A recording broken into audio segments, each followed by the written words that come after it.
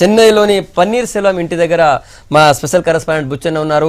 బుచ్చన్న, ఇప్పుడు చెన్నైలో ఉన్నటువంటి పరిస్థితి, ముఖ్యంగా పన్నీర్ సెల్వం ఇంటి దగ్గర ఆల్రెడీ పటాసులు కాల్సిన పరిస్థితి మనం ఇంతకుముందు చూసాం. ఏమంటారు, అక్కడ ఉన్న ప్రజలంతా ఎట్లా ఉన్నారు? తర్వాత రాజకీయాలన్నీ మారిపోయినాయి. శశికళను ఇమీడియట్ గా సరెండర్ కావాలని చెప్పి కూడా ఆదేశాలు వచ్చినాయి. కాబట్టి ఇక పన్నీర్ సెల్వం శిబిరంలో ఆనందోత్సాహాలు వెల్లివిరుస్తున్నాయి. ఇక్కడ పటాకులు కాలుస్తున్నారు, ఇక్కడ బ్యాండ్లు కొడుతున్నారు. ఇక్కడ ఆనందమైన వాతావరణం ఈ శిబిరంలో ఉన్నది. ఆ శిబిరంలో మాత్రం విషాదం అలుముకున్నది. అయితే శశికళ తర్వాత ఏం చేయబోతున్నది అంశం ఒకటైతే కనుక, రెండవది మరోసారి గవర్నర్ కోర్టులోని ఇప్పుడు ఆయన కోర్టులో విషయంలో ఏ నిర్ణయం తీసుకుంటారనేది కూడా చర్చ జరుగుతున్నది. అయితే రెండు సందర్భాలు ఇక్కడ ఉన్నాయి. ఒకటి పోయస్ గార్డెన్లో శశికళ నివాసం ఉన్న పోయస్ గార్డెను, ఆమె ఎమ్మెల్యేలు ఉంచిన గోల్డెన్ బే రిసార్ట్, అదేవిధంగా ఇక్కడ పన్నీర్ సెల్వం ఇల్లు, ఈ మూడు సెంటర్ల వద్ద వాతావరణం మూడు భిన్నమైన రకాలుగా ఉంది. పోయస్ గార్డెన్లో కొంత ఆందోళనకరమైన కొంత ఉద్రిక్తమైన వాతావరణం కనబడుతున్నది. గోల్డెన్ బే రిసార్ట్ దగ్గర ఆ శశికళ అనుచరులు అదేవిధంగా మరికొంతమంది అక్కడికి చేరుకున్నారు. అక్కడ ఇక్కడ సైమల్టేనియస్గా కనబడుతున్నది పెద్ద ఎత్తున పోలీసు బలగాలు మోహరించారు. అలా ఏం పేరు మీ పేరు? వనకం. వనకం. నేను వచ్చి కార్పొరేషన్ పురక్షిత అమ్మ సంఘ శైలాలు అనుకుంటా. నేను ఇప్పుడు శశికళ జైలుకు పోతుంది కదా, నెక్స్ట్ ఏం జరుగుతుంది ఇక్కడ? పన్నీర్ సెల్వం ఇక్కడ ఉండే ముఖ్యమంత్రి కానీ కచ్చికి పోలీసు శైలాలు వస్తారు. ఆమెకి ఛాన్సే లేదు. ఇంకా ఎంత లేదు ఇక్కడ. ఈయన మెయిన్ కారణమే. కొత్త ఎమ్మెల్యేలు ఏమైనా వచ్చారా ఈయన దగ్గరికి? తప్పకుండా వచ్చేస్తారు. ఏమీ లేదు. ఇప్పుడు ఇప్పుడు 9 మంది 10 మంది వచ్చినట్టుకుంటారు. అయితే తప్పకుండా అందరూ వచ్చేస్తారు. ఇప్పుడు వేరే ఏమి లేదు. ఇంకా నెవర్ పూజ్యందా ఇంకా వాళ్ళదా వస్తారు. ఇంకా ఆ అన్నదా తప్పితే ఇంకెవరు లేదు. ఇంకెవరు లేదు. శశికళ ఆమె నేను పట్టు వదిలేదు, ఖచ్చితంగా ఫైట్ చేస్తా అంటుంది కదా. అమ్మలో ఏమి చేశాను కావద్దు.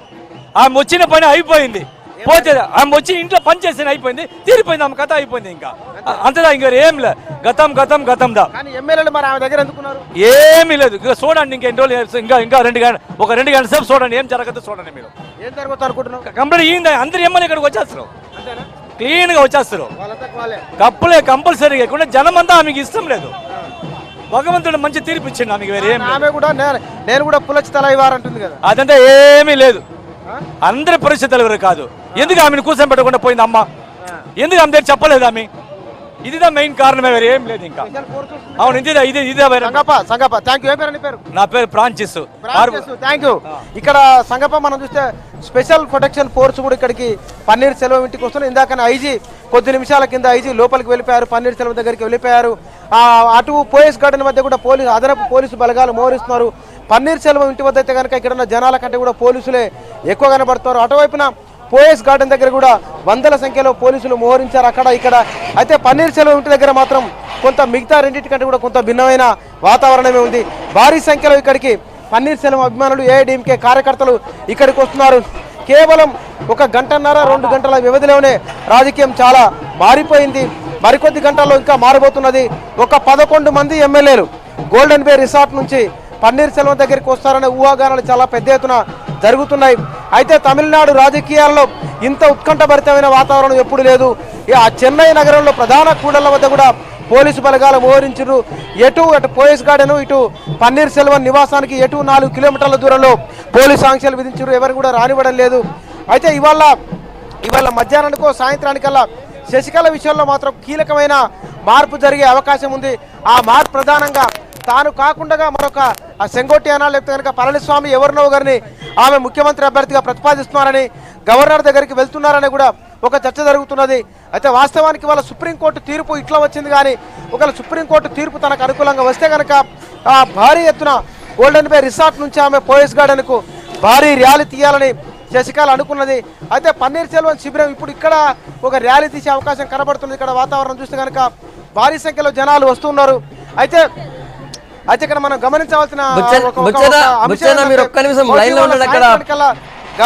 గవర్నర్ ఎవరినో ఒకరిని పిలుస్తారన్న చర్చ జరుగుతున్నది. మరి ఎవరిని పిలుస్తారు ఏమిటనే విషయంలో క్లారిటీ లేదు. కానీ తమిళనాడు రాజకీయాలు అయితే మాత్రం ఇవాళ ఒక కొలిక్కి వచ్చినాయి. శశికళ విషయంలో ఆ కేసు ఏమవుతుందో ఏమో అని ఒక సందిగ్ధం ఉన్నది, ఒక గందరగోళమైన వాతావరణం ఉన్నది. కానీ ఇప్పుడు ఆ కేసు విషయంలో తేలిపోయింది కాబట్టి ఇక 6 నుంచి 10 ఏళ్ల పాటు శశికళ రాజకీయాల్లో ఉండే అవకాశం లేదు, పోటీ చేసే అవకాశం అంతకన్నా లేదు. అటు ప్రత్యక్ష ఎన్నికల్లో కానీ పరోక్ష ఎన్నికల్లో కానీ రాజకీయాల్లో ఉండే అవకాశం లేదు కాబట్టి పన్నీర్ సెల్వానికి దాదాపుగా లైన్ క్లియర్ అయినట్లే. అయితే లైన్ క్లియర్ అయినా కూడా అట్లానే ఆనందపడాల్సిన సూచన కూడా ఏమీ లేదు. ఎందుకోసం అంటే మరొక ఇద్దరు నాయకులను కూడా ఆమె అటువైపు నుంచి తయారు చేస్తున్నది. పన్నీర్ సెల్వం ఉన్న పర్వాలేదు, శశికళ లేదు కాబట్టి మరెవరున్నా పర్వాలేదని ఒక అభిప్రాయం ఏమైనా కలిగిస్తారా లేదా మనకు తెలియదు. కానీ మొత్తానికైతే ఇక్కడ మనం ఇక్కడ చూస్తే కనుక పన్నీర్ సెల్వం ఇంటి దగ్గర, పన్నీర్ సెల్వం నివాసం దగ్గర జనాలు పటాకులు కాల్చి ఆనందం వ్యక్తం చేసుకుంటారు. శశికళ జైలుకు వెళ్ళినందుకు సార్ వనకం నెక్స్ట్ చెప్పిస్తారు ఎవరు నెక్స్ట్ ముఖ్యమంత్రి